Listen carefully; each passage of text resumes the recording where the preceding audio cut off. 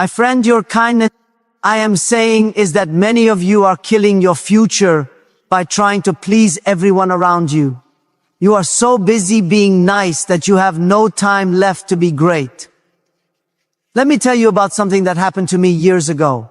I was sitting in my office late one night working on a project that wasn't even mine. A colleague had asked for a little help and somehow I ended up doing his entire presentation. My phone kept ringing, people wanting advice, wanting my time, wanting favors, and I said yes to all of them. My desk was covered with other people's priorities. My calendar was filled with meetings I didn't need to attend. My energy was spent on problems that weren't mine to solve. And there, buried under all those external demands, was a small notebook where I had written my own dreams, my own goals gathering dust, because I was too busy being friendly to work on what truly mattered. That night, I looked at my watch and realized it was 2 a.m. I had been at the office for 18 hours. I'd missed dinner with my family. And for what? To be nice, to be light, to avoid disappointing people who probably wouldn't have done the same for me. I realized then that I wasn't being friendly. I was being foolish. I was sacrificing my purpose on the altar of popularity. Many of you are doing the exact same thing right now. You're saying yes when you should say no. You're giving away your most valuable resource, your time, to people who don't value it. You're putting other people's priorities ahead of your purpose.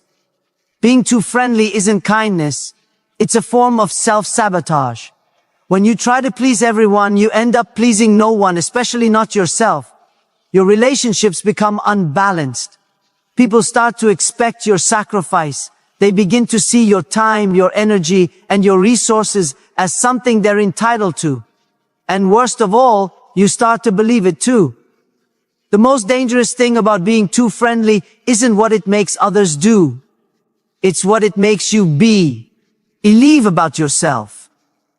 You start to think your value comes from how much you give away, how available you are, how much you sacrifice. You begin to measure your worth by how much others need you rather than by how true you are to your purpose. Let me tell you what happens when you're too friendly. You become exhausted. Your energy isn't unlimited. Every time you say yes to something that isn't aligned with your purpose, you're saying no to your potential. You can't pour from an empty cup. And many of you are running on fumes because you've given everything away. Second, you become resentful. It starts small, a tiny voice in your head wondering why you're always the one picking up the slack, always the one sacrificing, always the one putting others first. That voice gets louder until one day that resentment spills over into your relationships, poisoning the very connections you were trying to nurture. Third, you lose respect. Yes, that's right. People don't respect those who don't respect themselves. When you let others walk all over you, when you drop everything to meet their needs, when you consistently put yourself last, you're sending a message. My time isn't valuable. My boundaries don't matter. My purpose isn't important, and people will believe you. And most tragically, you miss your destiny. You were not born to be everyone's assistant. You were not put on this earth to make everyone comfortable. You were created with a specific purpose, with unique gifts, with a contribution that only you can make. But you can't fulfill that purpose if you're constantly derailed by every request, every need, every demand that comes your way. Now, let's talk about healthy boundaries. Boundaries aren't walls, they're bridges. They don't disconnect you from others. They create the conditions for authentic connection. When you have clear boundaries, people know what to expect from you. They know you value yourself and your time, and paradoxically, they value you more because of it. Don't think about the people, all that giving, you've lost sight of who you are. There's a big difference between kindness and being taken advantage of. Kindness comes from strength.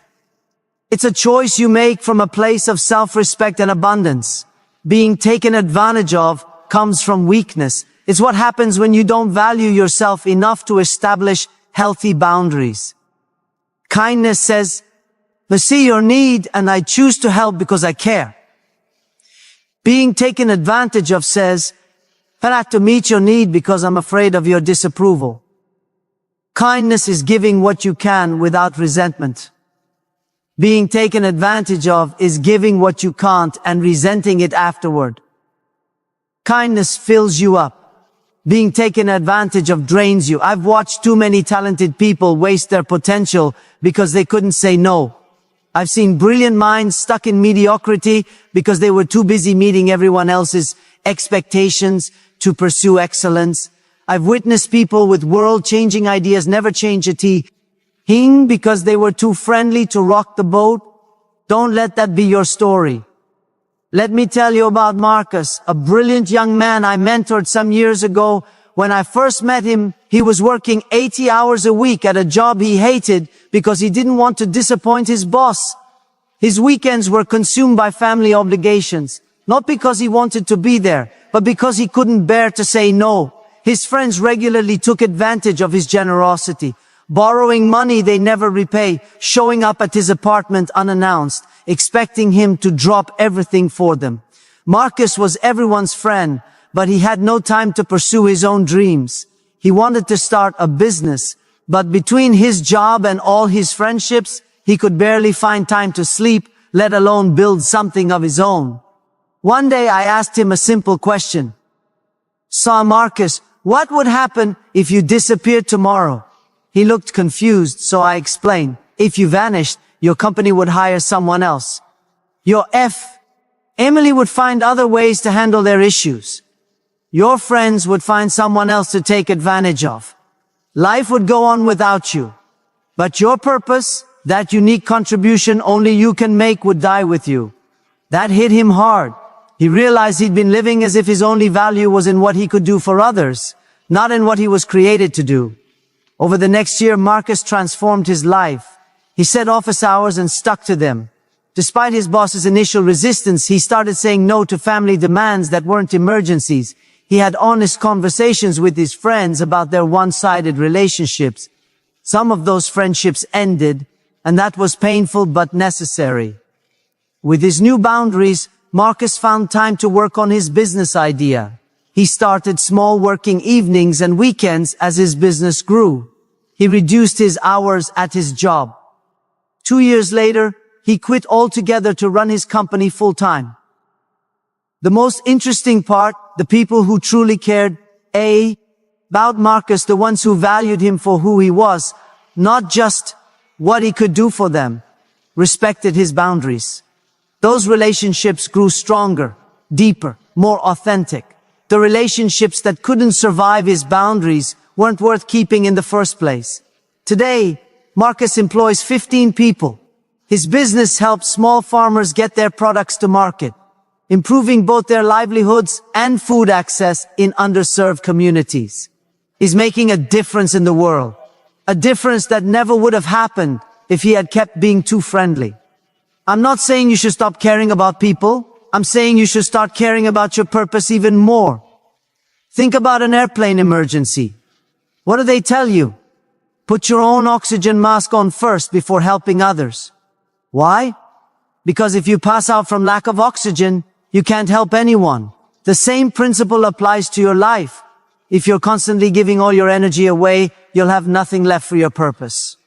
And if you never fulfill your purpose, the world loses the unique contribution only you can make. Your time is not a renewable resource. Once it's gone forever. Every minute you spend on activities that don't align with your purpose is a minute you'll never get back. Every yes to something that doesn't matter means a no to something that does. Stop being too friendly with your time. Stop being too generous with your energy. Stop saying yes when your spirit is screaming no. This isn't about becoming selfish. It's about becoming focused. It's about recognizing that you can't be all things to all people and you weren't meant to be. It's about understanding that the greatest gift you can give to the world isn't your compliance or your constant availability. It's your authentic contribution, your purpose fulfilled, your potential realized. Many people live their entire lives without ever drawing a line, without ever saying, punt is far and no further. They become human doormats, letting everyone and everything walk over them. Then they wonder why they feel empty, exhausted and resentful. They wonder why their dreams never materialize, why their goals remain out of reach, why their purpose goes unfulfilled. The answer is simple. They were too friendly with the wrong things and not friendly enough with the right ones. Too many people have built their prison with the bricks of accommodation. They have constructed walls of compliance around their potential. They have fortified these prisons with the cement of fear. Fear of rejection, fear of disapproval, fear of being alone.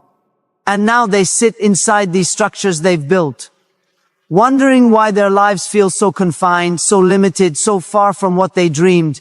The key to freedom is in your hand right now. That key is the word no. 2 letters, 1 syllable, infinite power.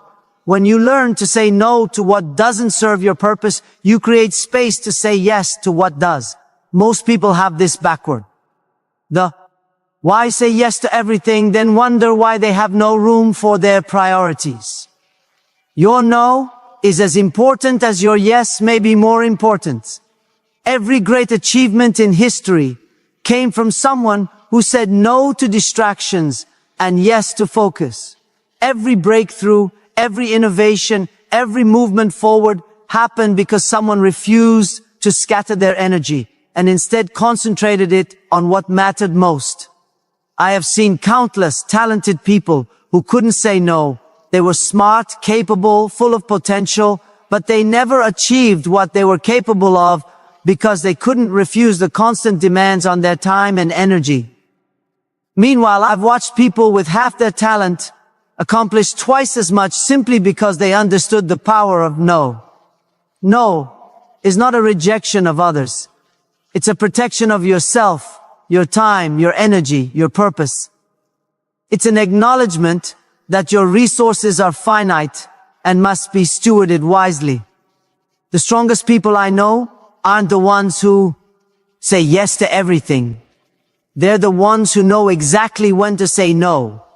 Their no comes from confidence, not fear. It comes from clarity, not confusion. It comes from understanding their worth, not questioning it.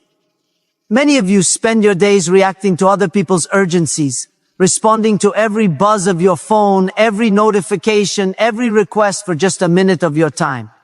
Those minutes add up. Those interruptions compound soon. Your life isn't yours anymore. It belongs to whoever makes the loudest demand. Stop giving away your power. Stop handing control of your life to others. Start saying no to what doesn't align with your purpose. And watch how quickly you start moving toward your goals. Now let's talk about respect. Many people believe that being agreeable is available and accommodating earns them respect. This is one of the biggest lies in our culture today. Real respect doesn't come from making yourself small so others can feel big. It doesn't come from always saying yes.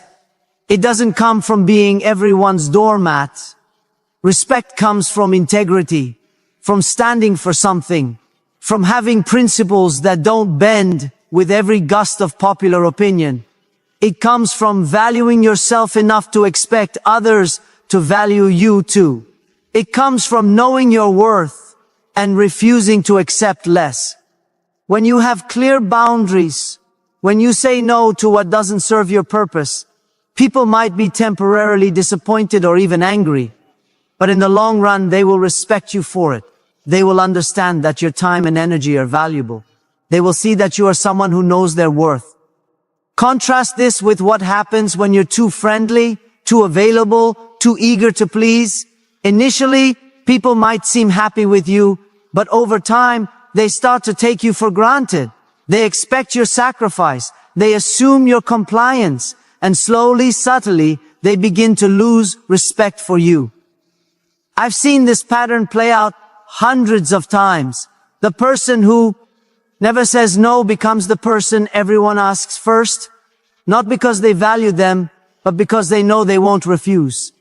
The person who drops everything for others becomes the person others drop when something better comes along. The person who puts themselves last becomes the person others put last too. Building respect through boundaries isn't about being harsh or cold.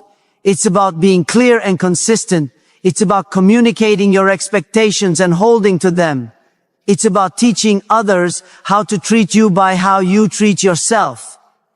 If you want others to respect your time, you must respect it first. If you want others to value your energy, you must value it first. If you want others to honor your boundaries, you must honor them first. Oh, here's a hard truth many of you need to hear. Some of the relationships in your life are toxic. Some of the people you're bending over backward to please are taking advantage of you. Some of the connections you're desperately trying to maintain are draining you rather than sustaining you. Not all relationships deserve your energy. Not all connections serve your purpose. Not all people in your life want what's best for you. How do you identify these toxic relationships? Look for these signs. You feel exhausted after spending time with them, not energized. They take far more than they give. They only contact you when they need something. They disappear when you're going through challenges of your own. They resist or ignore your boundaries. They make you feel guilty for prioritizing your needs or pursuing your goals. Your success seems to make them uncomfortable or resentful. They consistently undermine your confidence or question your decisions.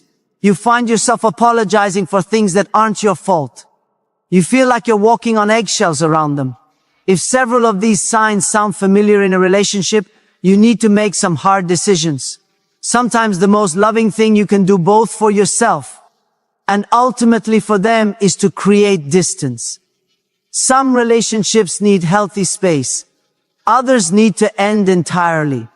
This isn't about casting blame or harboring resentment. It's about recognizing that just as you have a purpose, you also have priorities. And if a relationship consistently pulls you away from your priorities rather than supporting them, that relationship may be costing you more than it's worth. I'm not saying cut people off at the first sign of difficulty. I'm saying assess the pattern, not the isolated incidents. I'm saying look at whether the relationship on balance adds to your life or subtracts from it. I'm saying consider whether this connection is moving you toward your purpose or away from it. Your time on this earth is limited. Your energy is finite. You cannot afford to invest these precious resources in relationships that deplete you rather than develop you. This brings me to a critical point. Your purpose and your priorities must align. Many people claim to know their purpose, but set priorities that contradict it completely. They say they want to build a business, but prioritize watching TV over working on their business plan. They say they want to be healthy, but prioritize convenience over nutrition. They say they want deeper relationships, but prioritize social media over real conversations. Your priorities reveal your true purposes, not the ones you talk about, but the ones you actually live by. If you want to know what you're really committed to, look at how you spend your time, your energy, your money. Look at what you say yes to and what you say no to. Look at what gets your best and what gets your leftovers. If your current priorities don't align with your stated purpose, one of two things must change. Either your priorities or your purpose. Either start living what you claim to value or be honest about what you actually value based on how you live. Being too friendly often leads to a total misalignment between purpose and priority. You say your family is your priority, but you can't say no to your boss, so you miss your child's recital. You say your health is your priority, but you can't say no to social obligations, so you skip exercise and sleep. You say your business is your priority, but you can't say no to distractions, so your business stagnates. Stop this cycle. Align your priorities with your purpose by learning to say no to what doesn't move you forward. Let me give you some practical steps to stop being too friendly. First, get clear on your purpose. You cannot protect what you don't identify. Write down your personal mission statement. What were you created to do? What contribution are you meant to make? What problem are you here to solve? Unless you know your purpose, you won't know what deserves your yes and what deserves your no. Second, audit your current commitments. Make a list of everything you've said yes to, every obligation, every responsibility, every recurring activity next to each one. Write whether it aligns with your purpose or not. Be brutally honest. You'll likely find that many of your current commitments are taking you nowhere near your goals. Third, create scripts for saying no. Many people struggle with no because they don't know how to say it gracefully. Prepare simple, clear, kind ways to decline requests, to practice them until they feel natural. Remember, you don't need to explain or justify your no. I'm not able to take that on right now as a complete sentence. Fourth, start small. Don't try to transform all your relationships overnight. Begin by firm. The temporary discomfort of maintaining your boundary is nothing compared to the permanent resentment of continually crossing it. 6. Surround yourself with boundary respects. Seek out people who honor your no, who don't take your time for granted, who respect your priorities. These healthy relationships will give you strength to address the unhealthy ones. Finally, celebrate your progress. Every time you successfully protect your boundaries, acknowledge it. Every time you say no to what doesn't serve your purpose, recognize the victory. You're reclaiming your life one decision at a time. Let me tell you about Sophia, a woman who attended one of my leadership conferences several years ago. When I met her, she was exhausted, burned out, and resentful. As a community organizer, she had been saying yes to every request, every committee, every cause. She worked 7 weeks, was available by phone 24/7, and hadn't taken a vacation in 3 years. Her health was suffering. Her hips were strained. And despite all her work, her impact was limited because she was spread too thin to excel at anything. During our workshop on boundaries, something clicked for Sophia. She realized that by trying to help everyone, she was actually helping no one effectively, least of all herself. She committed to making a change. It wasn't easy. She had to step down from several committees. She had to start turning off of her phone after 8 p.m. She had to learn to delegate tasks. She had always handled herself. Some people in her community were upset, even called her selfish. But she held firm with her newfound time and energy. Sophia focused on the one area where she could make the greatest impact, youth mentorship. Rather than being involved in a dozen initiatives superficially, she poured herself into this one area deeply. 2 years later, I received a letter from Sophia. Her youth program had expanded to 3 locations and was showing measurable results in keeping at risk teenagers in school. She had trained 10 other mentors who were now leading their own groups. She had secured stable funding through grants. She actually had time to write properly. Her health had improved dramatically. Her closest relationships were stronger than ever. And here's what struck me most. The very people who initially resisted her boundaries were now among her biggest supporters. They respected her focus, her clarity, the results.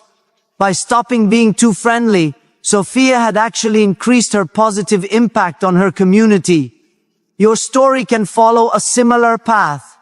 You can go from being scattered to focused, from exhausted to energized, from resentful to purposeful. But it starts with a decision to stop being too friendly with what doesn't matter, so you can be fully committed to what does. Remember, the world doesn't need more nice people who say yes to everything. The world needs more purposeful people who say yes to what matters and no to what doesn't.